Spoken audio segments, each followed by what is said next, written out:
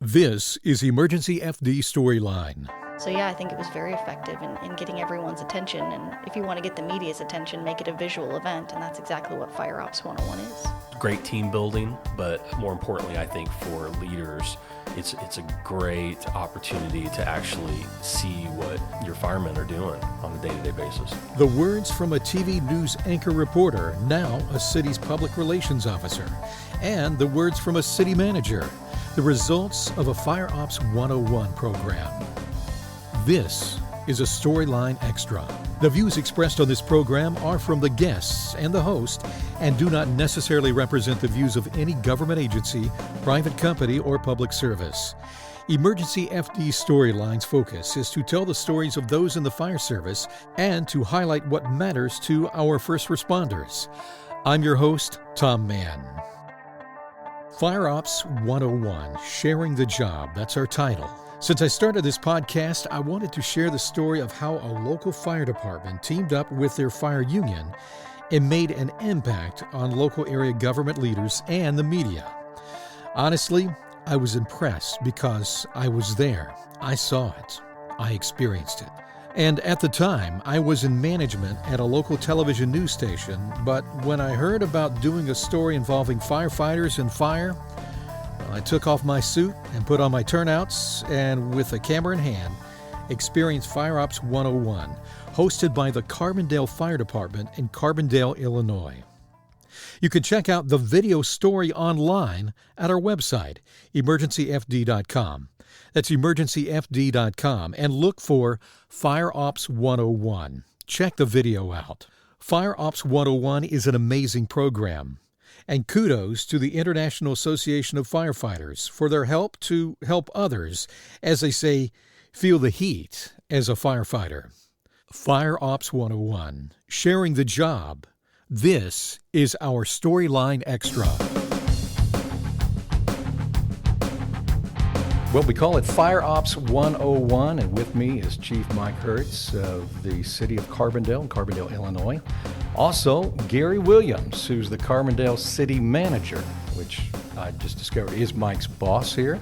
So that's good, and it's nice to have him here. And Ronnie LeForge, the Public Relations Officer, and also with us is Matt Wozniak, the Firefighter Union President here at the Carbondale Fire Department. Again, thank you guys for being here with us. Fire Ops 101. Chief Hertz, I want to talk to you a little bit about it. First of all, it was put on by the City of Carbondale, the Carbondale Fire Department being the host.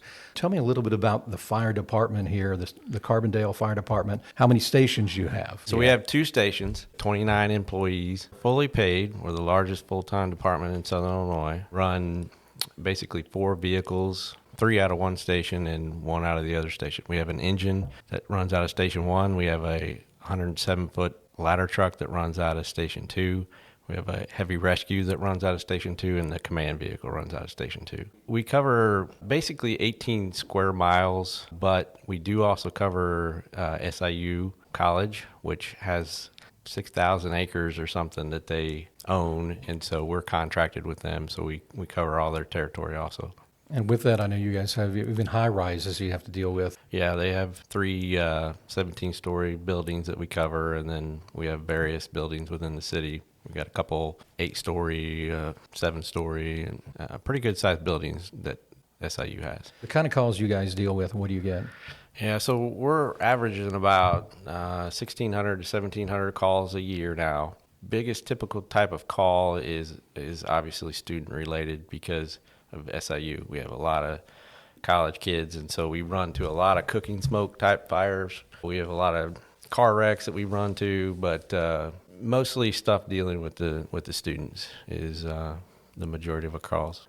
So you guys had a unique opportunity to host other municipalities, other fire departments in what's called Fire Ops 101. How did that come about? It came about through the union. The International has this program that they came up with, and the union thought it would be a great idea to put it on for the region. One of the things that we have in our city is a training ground that's very conducive to putting this on. It's kind of outside of the city. It has a burn tower and plenty of area to put this together because it was quite a big undertaking.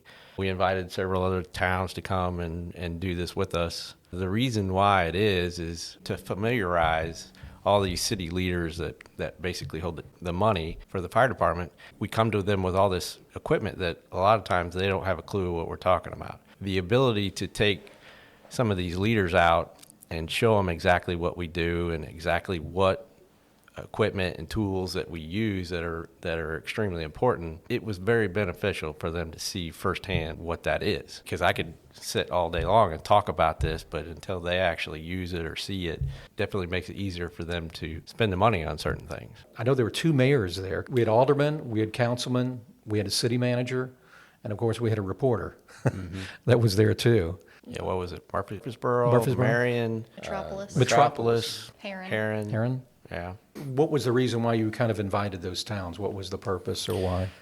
Well, we work together with those towns quite often. Our MABUS group is very close with those towns. All the fire departments work together. There's not a lot of full-time firemen in Southern Illinois. And to get a good showing and to put on such a big event, we needed to expand out a little bit, and that way we'd have enough people there to really pull it off. And I think that's what made it even better was the amount of people, and it takes a lot of work.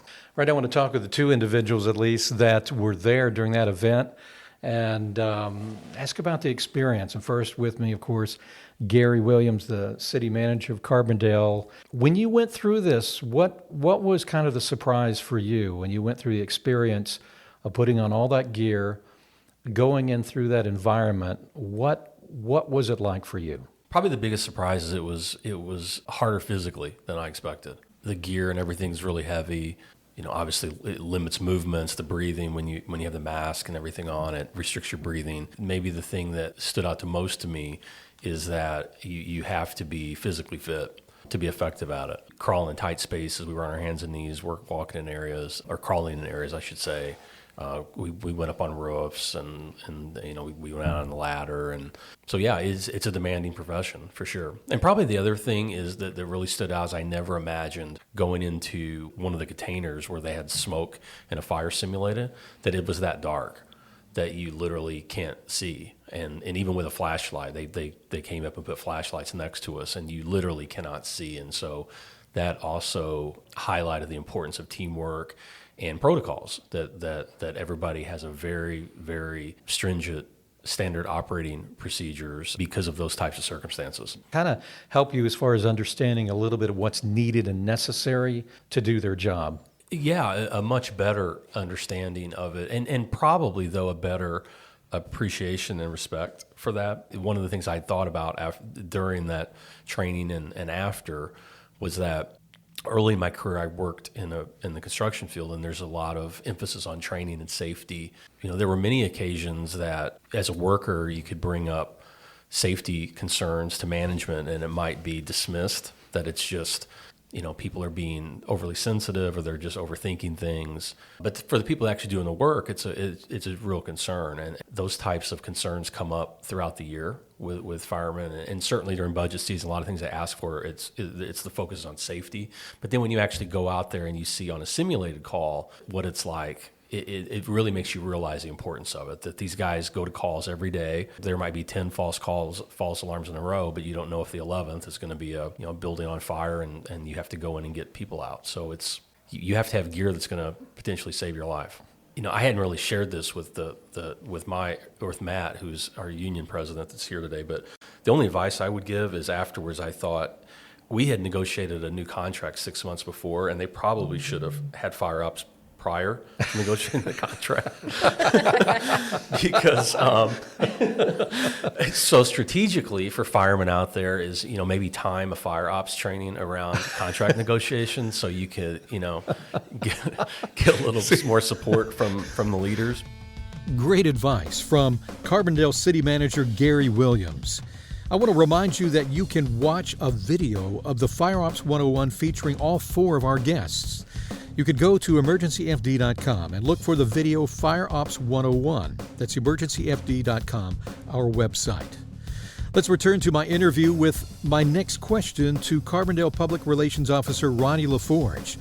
At the time of this Fire Ops 101 experience, Ronnie was an anchor reporter for a local television news station where I was part of the management team.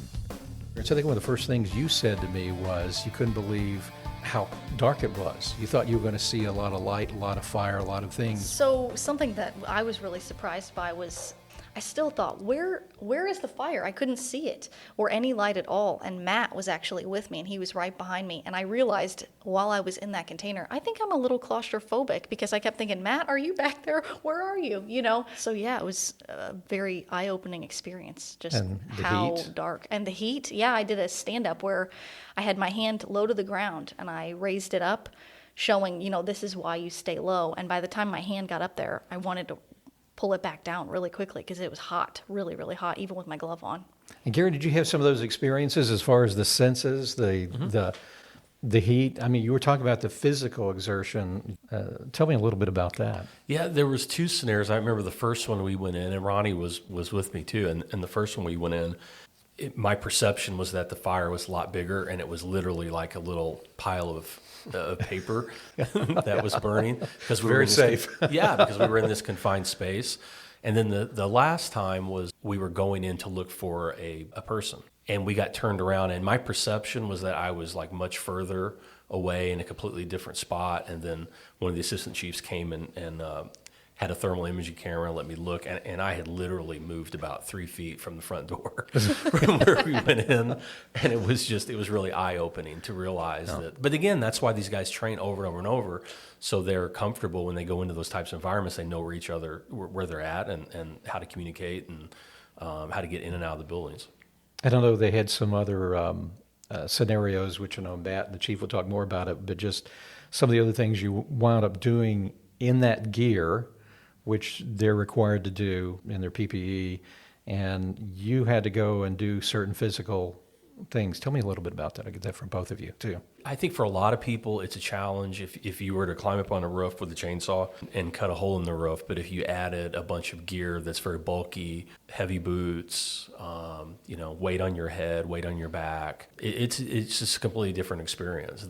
That and we worked on opening doors with like a demolition saw. That again, normally it's heavy, but if you are standing outside with jeans and a t-shirt on, it's a lot more comfortable to do something that versus I don't even know what the weight, 50, 60 pounds, maybe more of equipment. I don't know what the exact weight was. You both experienced the thermal imaging cameras, which is, I think today, that's a huge thing. Let me ask you first, Ronnie, kind of your impression on that. What was that to you when you got to see in there and see through that thermal imaging, which you couldn't see through your eyes? I realized, what was in that container, it was set up to be like a house. I think there was a sofa in there, some other household furniture in there. And they said even whenever I got out of it, because I felt like I was in a maze. Everywhere I'd go, I'd hit a wall or I'd hit the sofa. And I felt like I couldn't go in a straight line. But seeing through the thermal imaging camera, this is actually a pretty tidy place. And knowing that these firefighters are not going into always clean homes, there's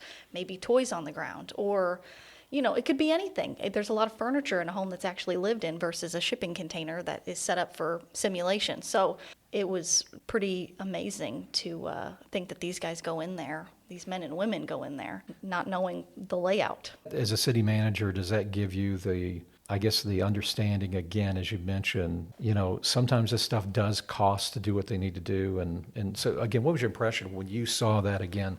You're like, wow, is that all it was? I think if you approach it with an open mind, but I don't know how you couldn't have an open mind.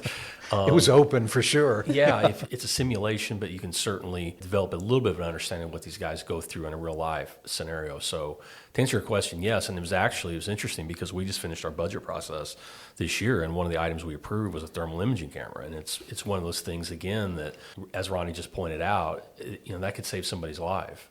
We have to get the right gear and do everything we can to make sure these guys come home. In the role that you're in, which is the responsibility to the taxpayers, to the city itself, and to coordinate all the budgets, what is the challenges, I guess, that you have to experience in that job when balancing, obviously you want safety for the public, at the same time you have to be fiscally responsible. How do you handle that challenge? And has this experience really helped you in that? Oh, absolutely. Yeah, I think cities in general, the focus is on public safety, basic infrastructure, the things that are synonymous with city government that residents expect. They expect that if they call 911, police and fire show up, they expect that they can turn the water on, it works in the morning, and flush their toilets, and the trash is picked up, right? But within that, there's still every year there's challenges, and you have to strike a balance. So, but having went through something like this, it definitely highlights and emphasizes the importance of the public safety element and the risks that are inherent in that job. So I would say that all things equal, we generally will weigh on the side of public safety versus non-public safety, just because there's so much more risk involved. One of your comments to me was, I get the call sheets. So this kind of put a face on the call sheets. Yeah, we every week, fire chief sends me calls, and I put it in an informational pack for council every week. And and it's just numbers. And in a college town in particular, we have an inordinate amount of false alarms. And that you can probably imagine all the reasons why we have false alarms in a town that's predominantly a college town. But you see those, and I know these guys go to a lot of calls that they probably suspect are false alarm, but they still have to get up at 2 a.m. and put their gear on and go out. But I'm reminded by a previous chief told me once that this stuck with me, is he had went on false alarms at a particular property for dozens and dozens of times, until one night they went there and people were literally jumping out of the windows, and people died that night. And so that's the reality of this trade that these guys are in. So it's important that they train and prepare and do everything they can to be safe during those times. So Ronnie, I think the orders we got, my counterpart, the news director, walked in and said, "Hey Tom, something you might want to do, sending Ronnie out to this thing called a Fire Ops 101. I don't know what it is, but we need a story for the weekend. She has to have a story to anchor." That's really how it started. You think she can one-man band this, meaning that you did the camera, did everything? And I'm like, no, she can't do that. She's going to be in gear. That would have been impossible. It would have been impossible. Yeah. You went in, kind of went out there, and I remember nervous, and I remember you showed up. I think you and I both showed up here, and you got a fit test for your air mask, and Gary did much of the same, and everyone participating did. Of course, all the guys here were like, "It's Ronnie LeForge." They were all excited at the time. No. You gonna call me out on this? Yes. You're gonna make me blush. They're gonna be able to see it, or they can't see it, but they'll know. So, yeah, but they were really good, and they really, everybody walked you through that. Looking at this from a reporter's point of view, I know it started out as a story, like every other story. I was watching you toward the end. You were exhausted. Oh, I could yeah. tell you were exhausted. It was hard to lift my feet.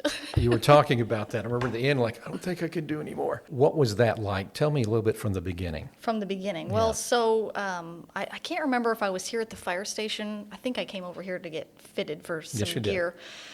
And then day of fire ops, we went into one of the buildings over at the training facility, and they took your blood pressure and prepped us on what we were getting ready to go through. And as we're talking about it, I am a small person. I know I am, and that gear is really, really heavy. And by the time I had made it from the parking lot over to where we were actually going to do the training, I was huffing and puffing. I was like, oh my goodness. Gary mentioned the camaraderie too.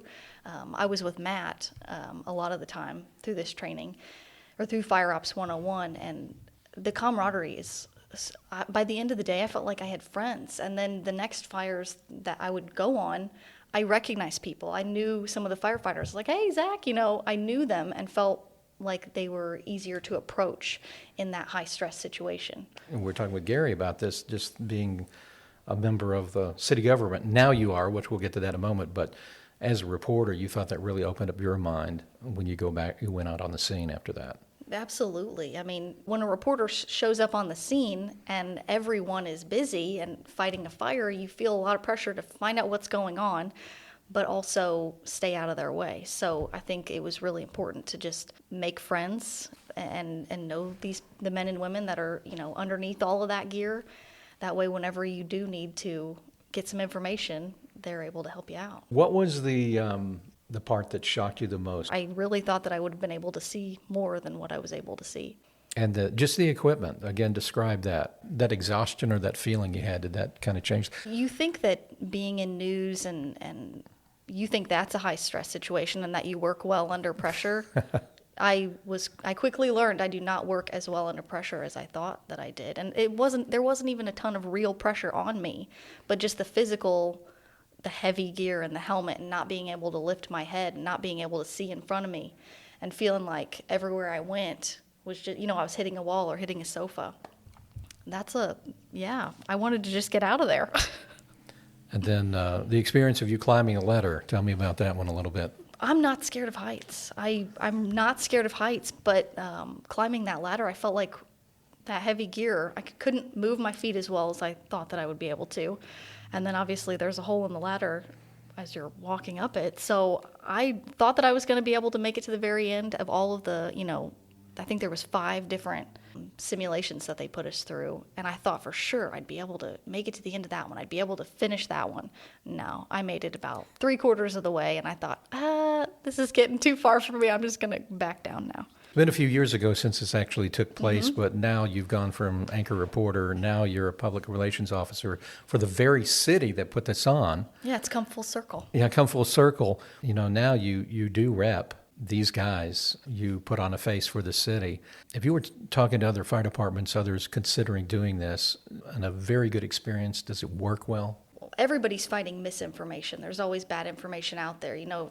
The reporters, we'd be listening to a scanner and we'd hear that there was a fire, or we'd hop on Southern Illinois Fire Incidents Facebook page, and that's where we would hear or read that there was a fire going on. We didn't know where. Sometimes it would say a road that could stretch, 6 miles, and you're just out there driving around. But having those contacts, I can't stress that enough, is the friendships that you build during a fire ops, they stick around. And that made it a lot easier. Whenever I started this job, I felt like I already had friends that worked for the city because I had worked with them so many times before. One of the biggest problems is that many times cities, and especially you'll have fire departments, police departments, in the newsroom, it's like they don't want to talk. They must be hiding something. Does this really help break the ice with that? A reporter should know that they're trying to do their job, and obviously we're trying to do ours, but theirs comes before what we have to do, and I wish more reporters took that into consideration, but they're under a lot of stress too. And earlier I mentioned misinformation, and I don't think I got to my point. Go ahead, go to it, yeah. Whenever you have those friendships, Chief Hertz would text me and say, this is what's going on. I felt like I could text him and not be interrupting him. He would get back to me whenever he had the time. I knew that he was going to get back to me. So it took a lot of that stress out of the situation of wondering, am I going to get sound by 5 o'clock? Am I going to have information by 6 o'clock or an update by 10? You make those friends, especially during fire ops, but even before, just out on scene. And then it takes the stress out of it later on whenever you know that they're going to get back to you. And they're going to correct any misinformation that's out there. For instance, when they say, I can't talk about it right now, we have a situation, or this is what's going on, this is what I can tell you. Does that help, you think, break that feeling of they might be hiding something? I never thought that they were hiding anything, and I think that's because A relationship? the relationship, you got to have a relationship with the people that you're out covering, because everybody already feels that the media is out to get them. And I was trying to do the exact opposite. I wanted the people who, in the fire service and in the police service, I wanted them to find a friend in me and somebody that they could trust to get out the correct information. And so they would tell me things that were off the record or couldn't be released yet. Hey, this is under investigation. We think it's probably this, but for this reason, we can't release that to you. So just, maybe don't say anything about that. And I 100% of the time can say that I never made a huge mistake that was, where I said something that I shouldn't have said, because they made sure that I had all the right information, and I knew before I left the scene, this is okay to say, correct? And then everybody would agree on it, and I'd walk away. As a public relations officer, just like what I asked Gary as a city manager, you think it was an effective method of, getting the message out, understanding what their job was? Absolutely. Whenever you're in a visual medium like TV, they're always looking for something that's visual. So a Fire Ops 101 was the most visual of stories that you can come up with. I mean, you had gnat sound, you had fire and smoke, you had all the sirens, whatever you wanted, it was there. That was like the shiny object to get everybody there. But once you're there, everybody's just like so tuned into what you're saying. So yeah, I think it was very effective in getting everyone's attention. And if you want to get the media's attention, make it a visual event. And that's exactly what Fire Ops 101 is. I'd like to follow up. Oh, go ahead. Follow up with her Ronnie deal. said no.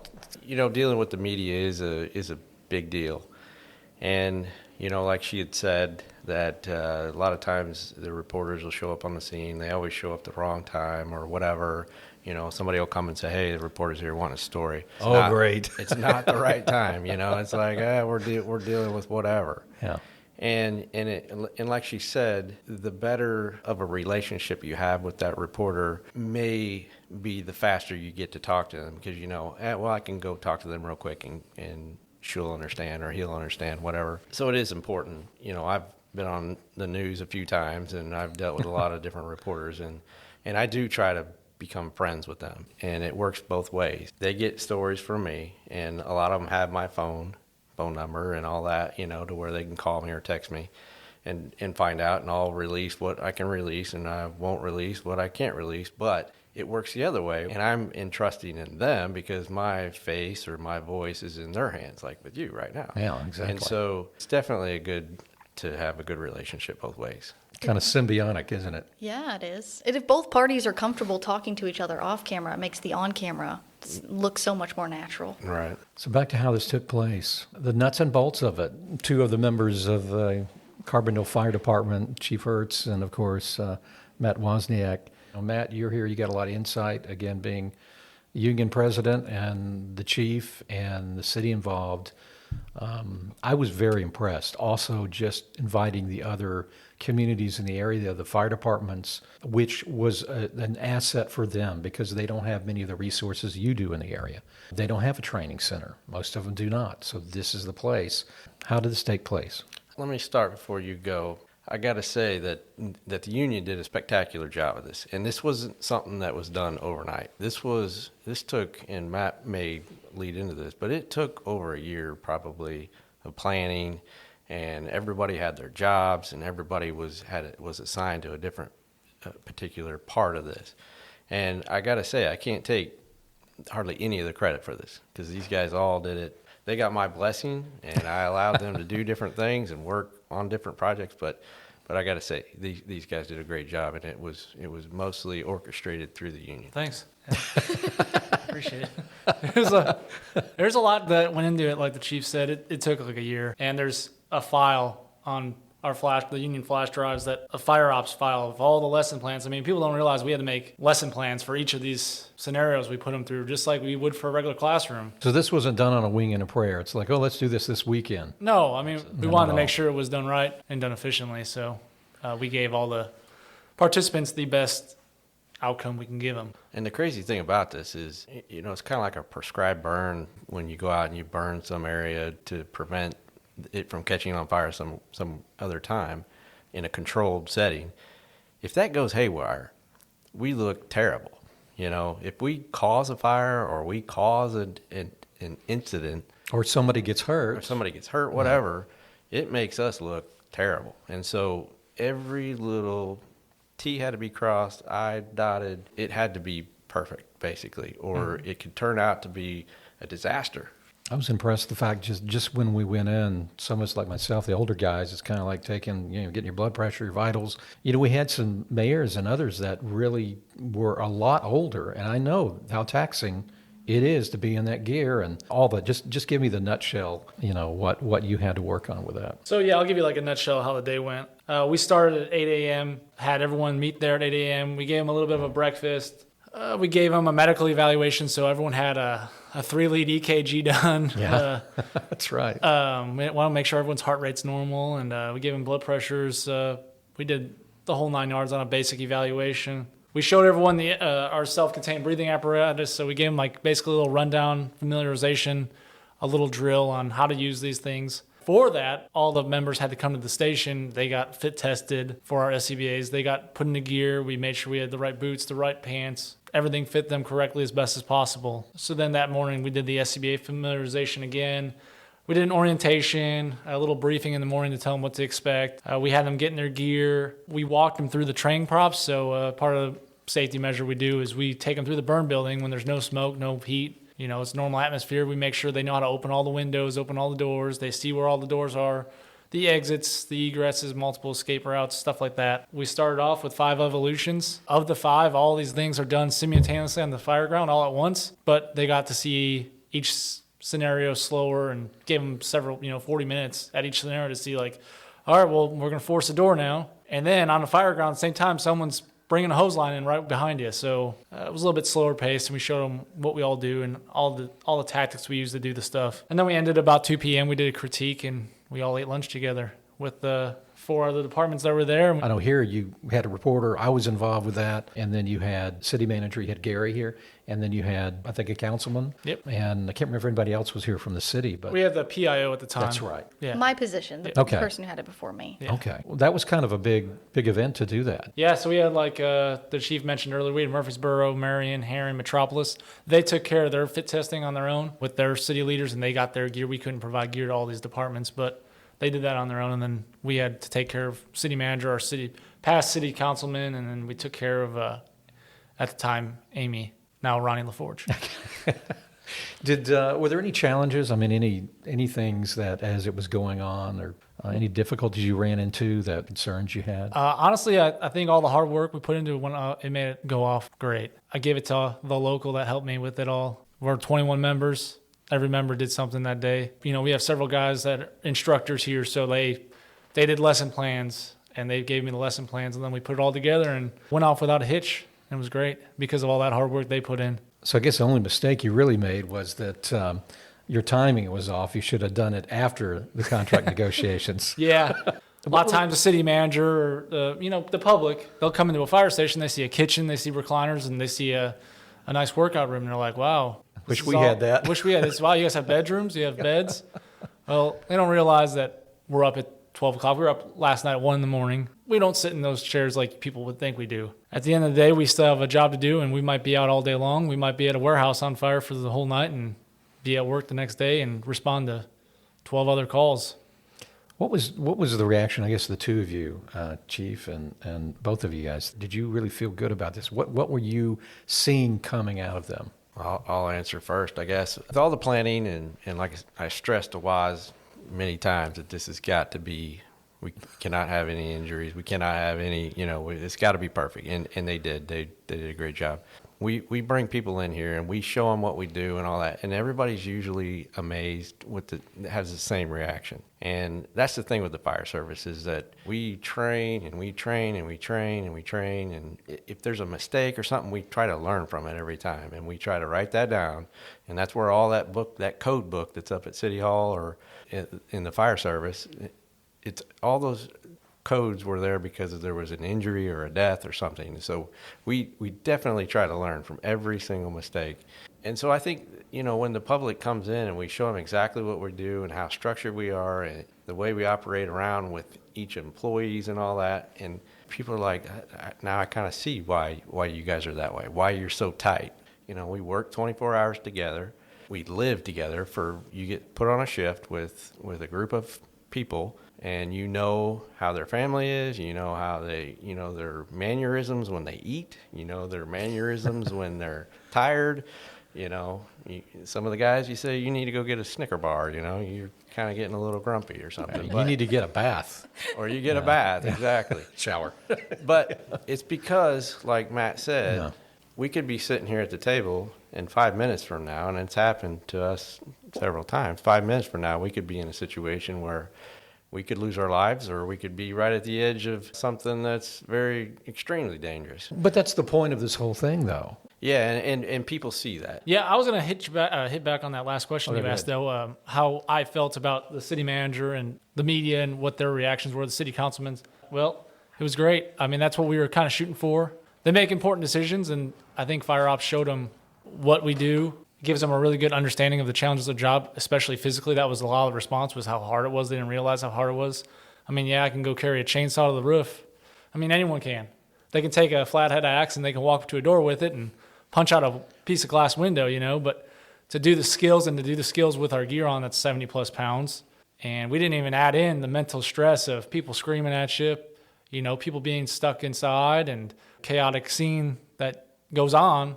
There wasn't even that involved, but At the end of the day, they all gave us really good positive feedback on how hard of a job it was. They didn't even realize. That was the goal. And then you asked about what all the evolutions were we did. So we did 5. 4 of these 5 all go on simultaneously all at once in a coordinated effort. So we did hose advancement, we did search and rescue, we did ventilation, and we did forcible entry. A lot of times you got to force the door to get the hose in, and when the hose goes in, you're also searching for victims, and when the firefighters and the victims are inside, someone's ventilating the roof. We do that all at once on the fire scene. We showed these in 4 evolutions, and then we added in a 5th evolution. We did extrication and medical response. That's some of the most frequent calls we go to is car wrecks and medical calls. So we did a little demonstration and let them use the jaws of life. We cut up cars certain ways and extricated a victim from the car, and then we went on to teach them about medical procedures we do and show them, what it's like to put an advanced airway in someone to make them breathe again, and use an AED and stuff like that, and tourniquet, stop the bleeding, all that stuff. So I think Gary alluded to, he was saying that he wondered if he got some props for doing it, being there and doing it, and he definitely did. I think all of us on this department were like, yeah, and I am always encouraging other folks that work for the city to come. If we're doing some training, come see what we're doing. I whether it be public works or finance or any of those, I'm always encouraging to come see what we do. Ronnie, you're sitting here, the public relations officer, and you really see the benefit. The person who had this position before me, she was out there that day covering the event. I was covering it as a reporter, but the public relations officer was covering fire ops itself and had talked with the city manager and talked with the former council member that was there about their experience, and they put that out on their own YouTube channel, on their own social media channels. It creates a lot of really great conversation. Would you recommend doing this and the benefits and how it turned out? What would your recommendation be to other fire departments around the country about putting on a program like this? Do it. It's hard work to get it all going, but extremely beneficial. It definitely makes the council people and the city managers and the mayors, makes them think, the Carbondale firefighters, this wasn't our idea. It did come from, like the chief said earlier, it came from the international, so they do it in a big thing to put on, but like I said, we plan to do it again, with the next group of elected officials and do it. Yeah, my advice from the fire chief's perspective is I would say, yes, do it, but definitely do your homework. You definitely have to put in the work, cross every T and dot every I, and, do the fit testing. It was like our situation where it went off as it should. It's a great thing for the community, great thing for the leaders to understand what we do. And if you were having problems in your community where, reporters always seem to be walking up at the absolute worst possible time, to do this or to do this on a smaller scale, put the reporters in the gear, spend a day with them, that'll go really far. I'll let them know why you may not be talking because you're absolutely exhausted. Yeah, just show them. Yeah. Tell them to bring their camera too, because I'm sure it'll be a visual day for sure. Yeah. These guys did a great job, by the way. I mean, I was so proud of our guys that put that on. It was so well planned and managed. And the biggest advantage of it was, or I should say the greatest value was, number one, it was getting to see what everybody really do, at least as much as you can in a scenario-based environment. I think it developed camaraderie too, because I got to spend the day out with these guys and see what they do every day and put the gear on. And there's a lot of value in that and going out and like being in someone's shoes, so to speak. I think I definitely developed a higher sense of respect for these guys, for what they do every day. And I hope likewise they could see that I was out there humping this stuff along and can appreciate what they do. So great team building, but more importantly, I think for leaders, it's a great opportunity to actually see what your firemen are doing on a day-to-day basis. Thanks for having us. Yeah, absolutely. So again, Chief Mike Hertz, Gary Wiliams, City Manager, and Ronnie LeForge, Public Relations Officer, Matt Wozniak, Firefighter and Union President. So thank you guys so much. Thank you. Thank you. Thanks. Fire Ops 101, sharing the job. That's our storyline. I want to remind you again to check out the video featuring all of our guests. It's called Fire Ops 101. You'll find it on our website at EmergencyFD.com. That's EmergencyFD.com. And while you're there, help support the production of this podcast with a donation of any amount. Look for the word donate on our website, or you can donate on many of our podcast platforms. Thanks again. It will make a difference. And a reminder, be sure to follow and subscribe to our podcast so you can be notified when our next podcast is available. And if you would like to contact Emergency FD Storyline with comments or suggest a story or subject for an upcoming podcast, email us at storyline@emergencyfd.com. That's storyline@emergencyfd.com. I'm Tom Mann, and I want to thank you for listening. There are many stories coming on Emergency FD Storyline. Join us.